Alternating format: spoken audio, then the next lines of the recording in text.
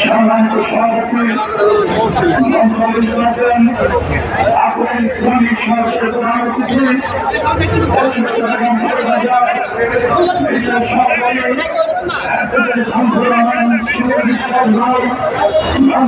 আছেন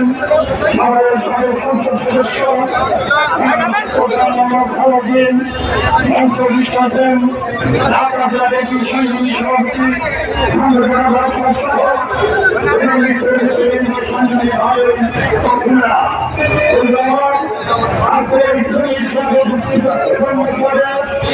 আপনারা জানেন